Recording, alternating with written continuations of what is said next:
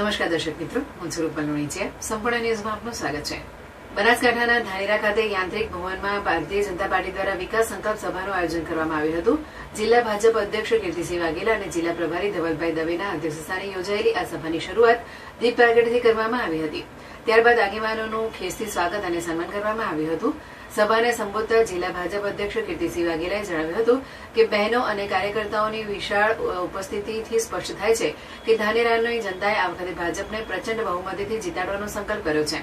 તેમણે જણાવ્યું હતું કે ધાનેરા નગરપાલિકાની 28માંથી 28 બેઠકો તેમજ તાલુકા અને જિલ્લા પંચાયતની તમામ બેઠકો પર ભાજપનો ભગવો લહેરાશે.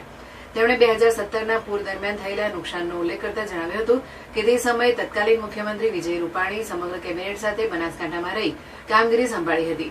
ભાજપ સરકારે જિલ્લાના અનેક વિકાસ કાર્યો કર્યા છે અને હવે લોકોની ફરજ બને છે કે તેઓ ભાજપને મત આપી તેનો પ્રતિસાદ આપે. આ પ્રસંગે જિલ્લા પ્રભારી ધવલભાઈ દવેએ જણાવ્યું હતું કે ચૂંટણી નજીક આવતા જાતિવાદી મુદ્દાઓ ઉભા કરવામાં આવશે, પરંતુ લોકોને વિકાસ અને રાષ્ટ્રવાદના મુદ્દે એક થઈને ભાજપને સમર્થન આપવું જોઈએ. તેમણે કેન્દ્ર સરકારની વિવિધ યોજનાઓ અને સુવિધાઓનો ઉલ્લેખ કરીને મતદારોને ભાજપને જંગી બહુમતીથી જીતાડવા અપીલ કરી હતી. સભામાં જિલ્લા ભાજપ મહામંત્રી તરુણભાઈ મોદી, વિધાનસભા આગેવાન ભગવાનદાસ પટેલ, તાલુકા ભાજપ પ્રમુખ રમેશભાઈ દેસાઈ, મહામંત્રી દિનેશભાઈ ચૌધરી સહિત અનેક આગેવાનો, પદાધિકારીઓ, કાર્યકરો અને મોટી સંખ્યામાં નાગરિકો હાજર રહ્યા હતા.